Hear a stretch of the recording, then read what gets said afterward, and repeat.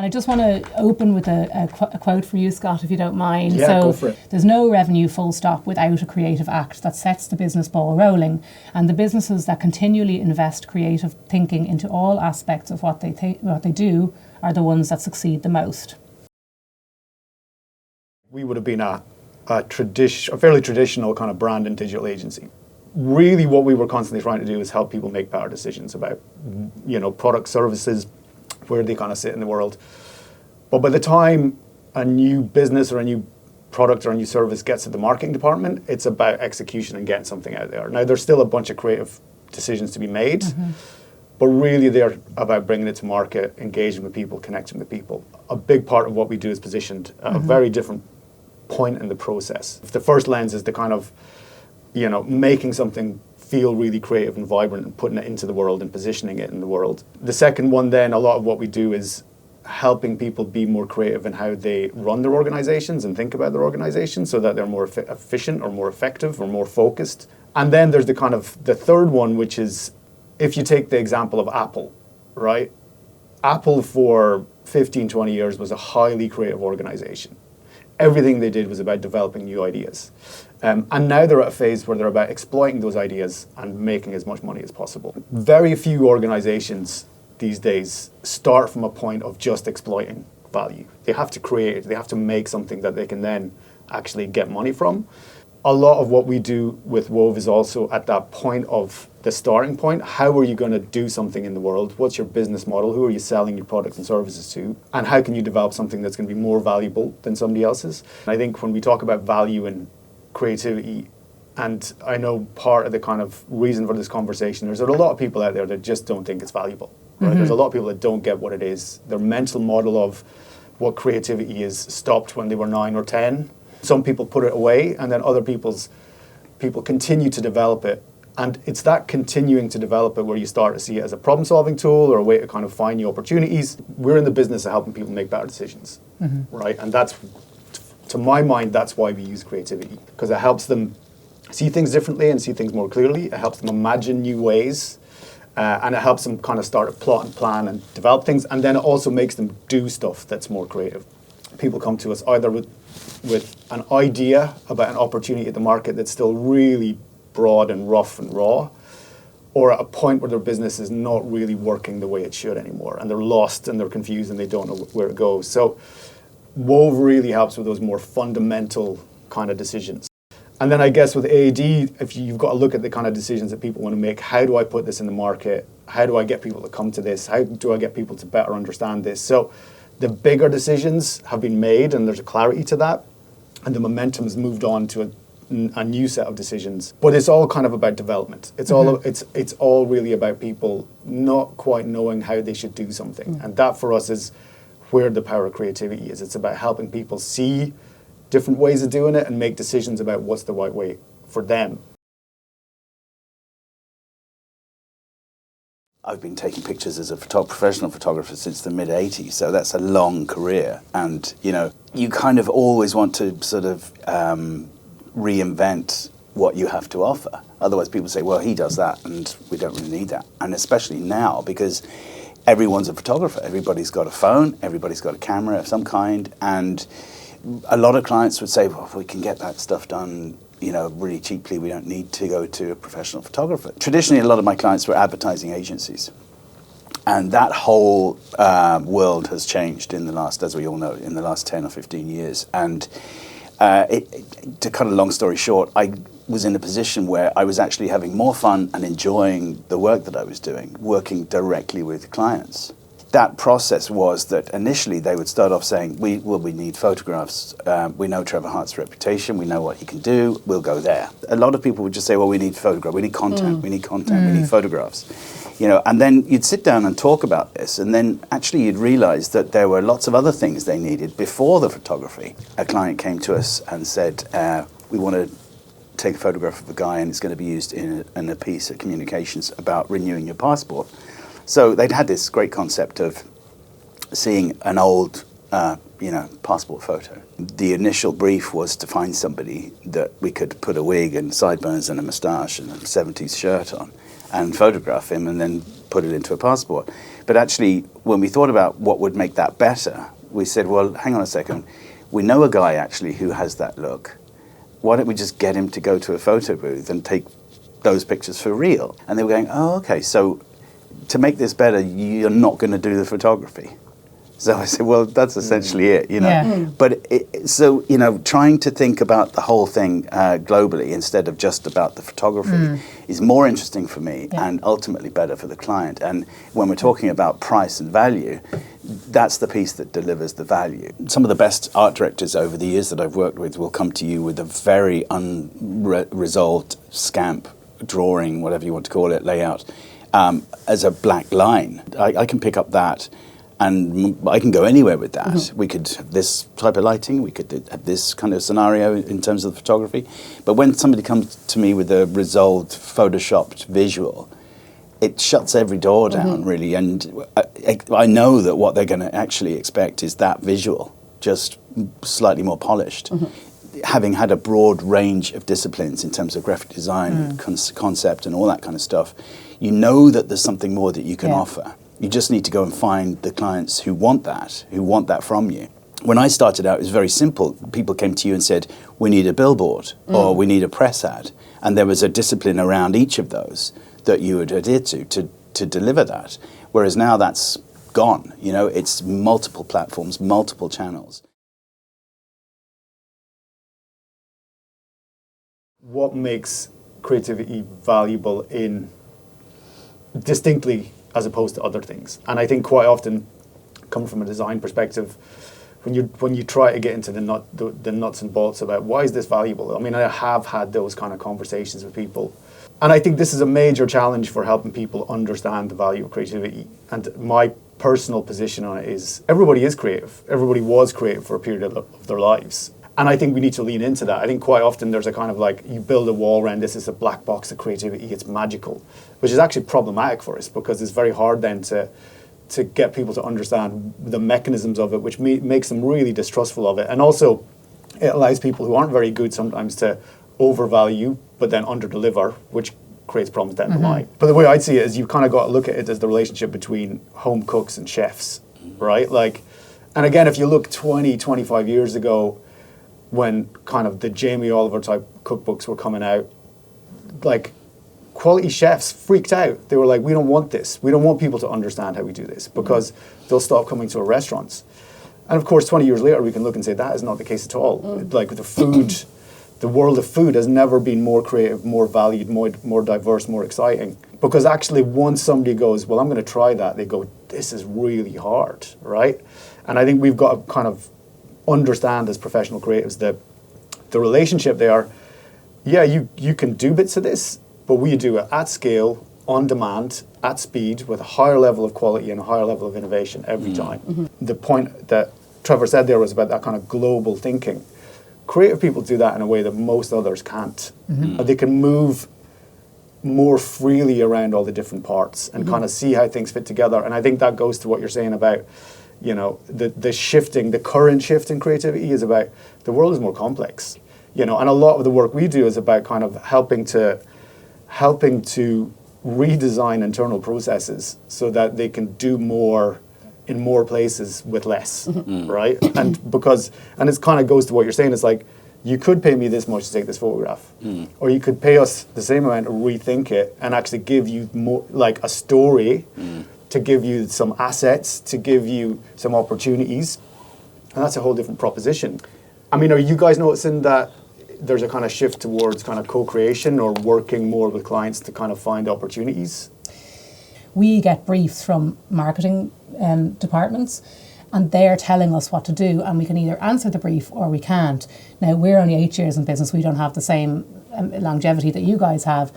And so for us to say, you know, well, that's not the brief, you know, like we can rethink this and we'll get a lot more value. Now we're starting to try and do that a lot more. More and more it's happening though, that we're saying what you think is what needs to be actioned here.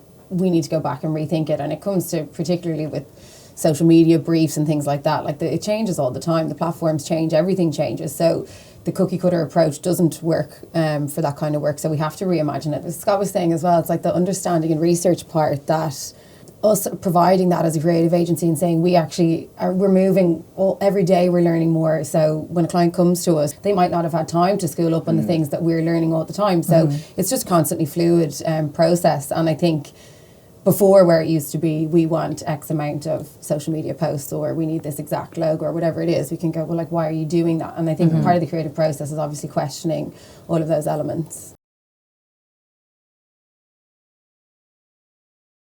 Creativity is not a monolithic space, and again, to my mind, where we need to be is everybody needs to understand how they are creating value, and to find the right opportunities for them, you have to set clear expectations and then deliver on those expectations. That's how you create value. It's as simple as that. Neither of my businesses, I would say, are really in the space of tracking revenue increases. And so I don't want to position myself there because I can't deliver on it, I can't be over it.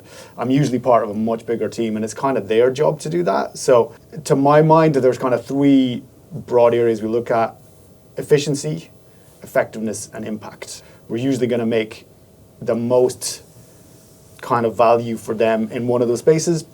But again, I think the interesting thing about creativity as opposed to other things is usually in all three spaces, right? So the process of creativity, as you go through it, we usually solve more problems than is necessarily on the brief. You know, an example, we worked with Arts Admin, who are a UK arts organisation. They were going through this massive period of change.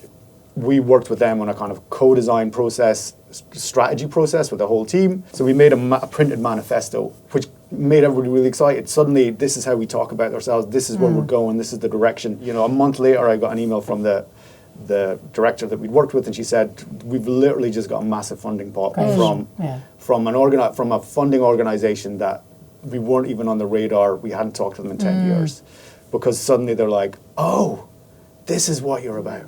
There's so many moving parts, isn't there? Because if a company, if you did all that work and they didn't implement it and they didn't increase their revenue, you can't get into the I did this work and it wasn't worth anything, because there's just so many different parts of it. But in fairness, it's like, you know, then when I'm talking to other people like the leaders there that I worked with, they've got, you know, I'm talking about the value that we created, which was clarity, support, alignment, you know, making efficiencies across the team, getting everybody inspired, getting everybody pulling in the right direction, making the working ways you work together more sustainable, and helping you make impact, right? So, and that's where their pain points are. So they're like, that's what we want.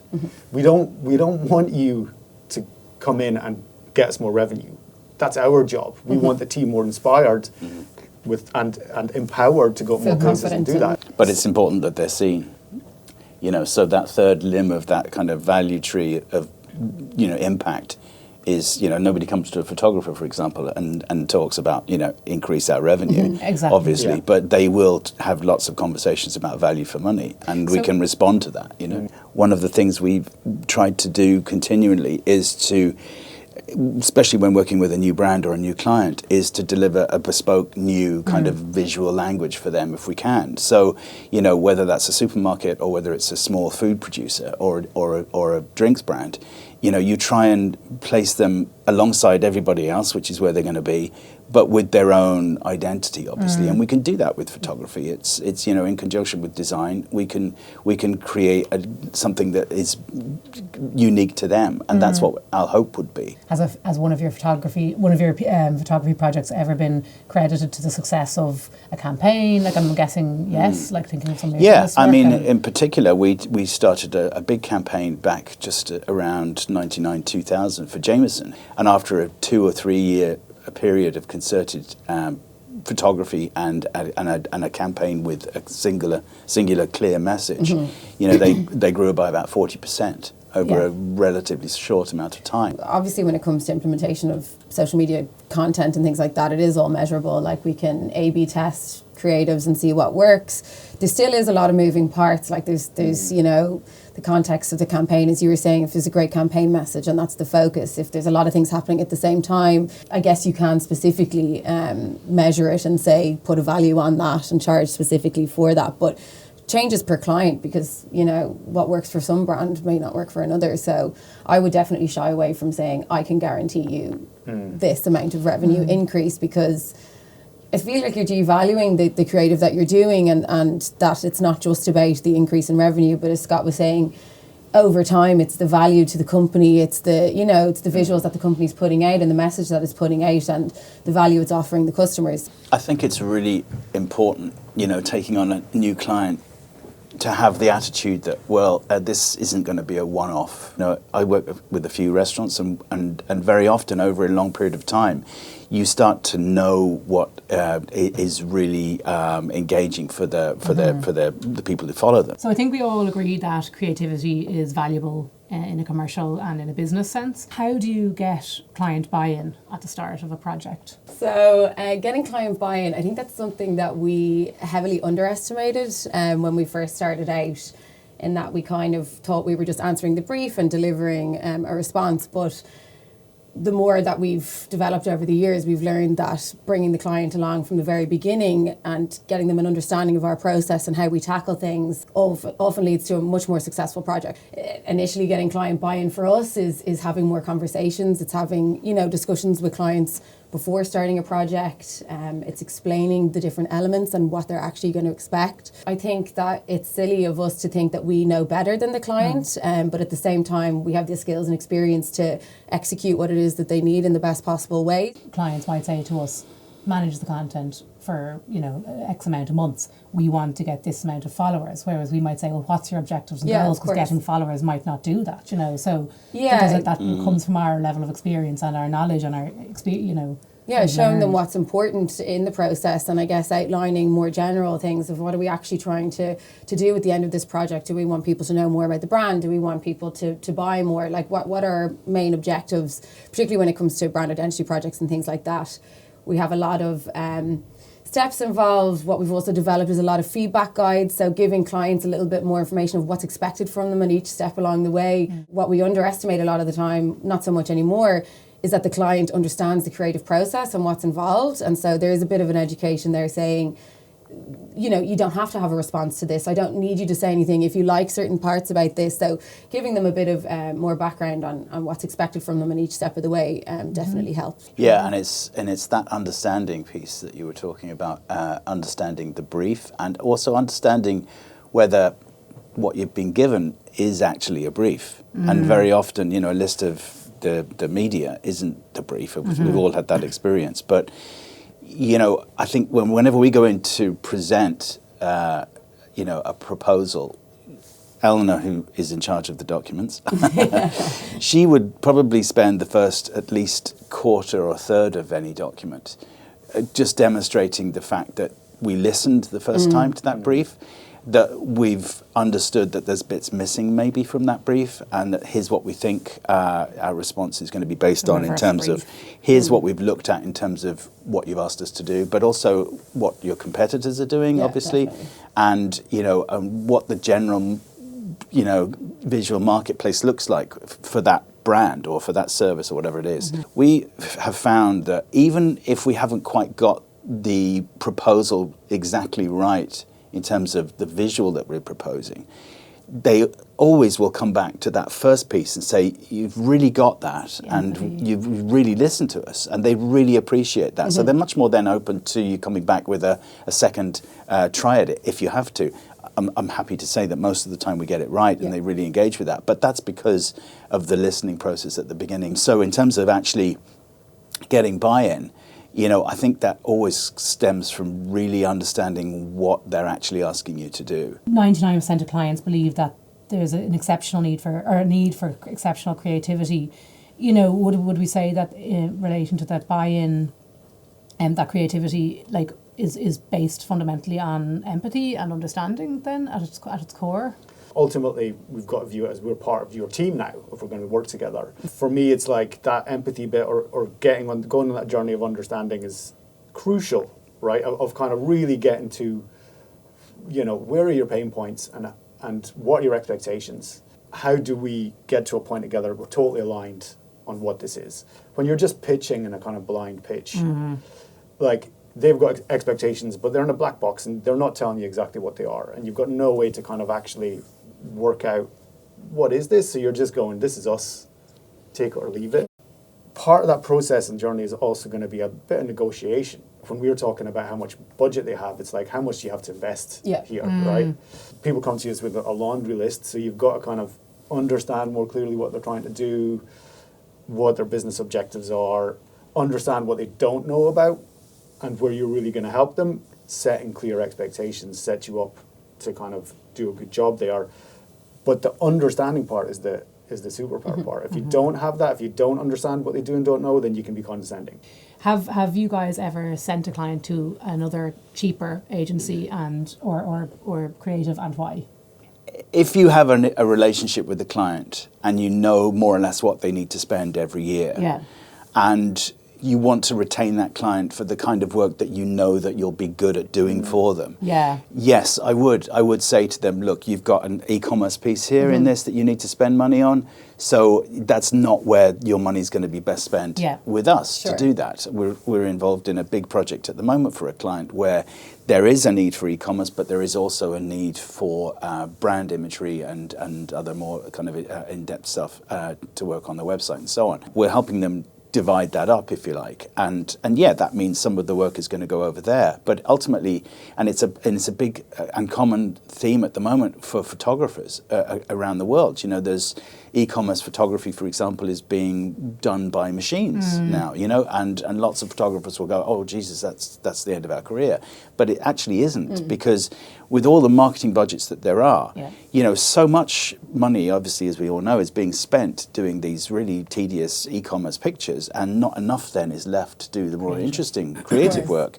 So it's actually a good thing that a lot of that stuff is being done very cheaply, very efficiently, and very quickly. I wouldn't be like, I wouldn't send a client away, but I definitely, again, for me, it's back to the value proposition. If we can't deliver value for you here, then we're not right for you. And it's just about, I think it's back to your point about understanding your value so that they can actually see your value. That bit for me, that bit where you join up with a client and expectations are aligned, that's really how value is created. It's kind of like you have to know your own value, where you operate, how you work, why that's going to be value for somebody, and be clear and honest about it. Again, it's the confidence thing of being able to say in a respectful way, this just isn't for us, and I'm sorry, this fit isn't a good match.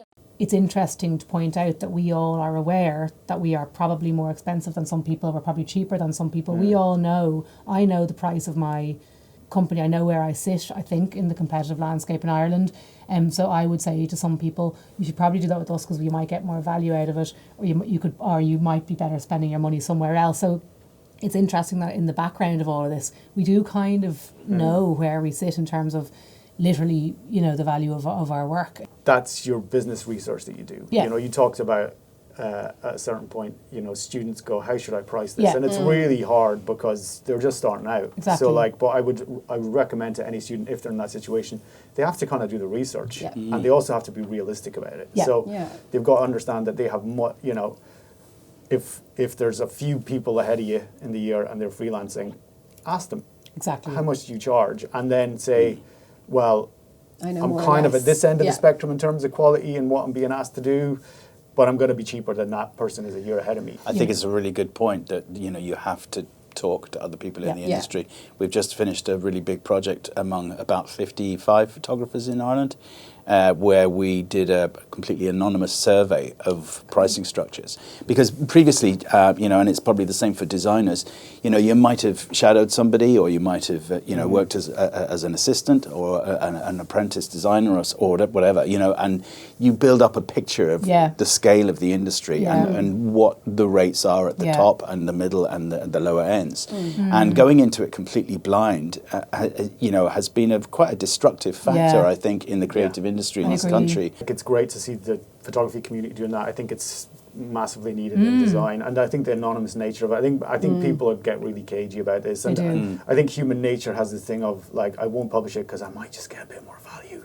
You have to be super transparent. You have to be super clear if you want to build confidence and build trust and get somebody to understand your value. But maybe we should be more transparent, because people question, we say, what's your budget? No one ever tells us, or sometimes they do, because they think we'll go, right, we'll give us that and then we'll see what we can do. If we are more transparent collectively, maybe that wouldn't be an issue. Maybe it's like we all know what the cost is, and the way we price things is extremely honest. It's down to the hour. We know what's going to ours is very much based on analysis. time. And even the time-based charging, I mean, if you do any piece of work with a consultant, they go, no, it should be value based. I know. Like we charge less Of for our course. kind of civic and cultural clients than we do for our Yeah. for our commercial clients per hour, and that's right, because actually there's a different value to them Course. in terms of what they're going to get from it. It is a kind of movable feast. It's an ongoing thing. It is about trying to be honest and straightforward Yeah. and kind of understand what the market going rate is and where you're delivering value for them within that. In my experience, it's better for everybody when everyone working in the industry knows what things cost and what to charge. When that happens and when there's a transparency, as you said, about that, it's better for everybody in the long run. It's more profitable and more sustainable for a creative industry. And like, I don't think there's black and white stuff here, and that's, I think we have to move away from the idea that there is. Yeah. It's the an nature of ever the more beast. complex world. Creativity is a giant thing that drives value in lots of different places. The problem, as far as I'm concerned, is that it's sold as this monolithic thing, Yeah. and that is never going to make people think that we're valuable in what we do. So I think we have to work out who we're working with and why, at what point, and Reinforce. why that's valuable for them. Yeah.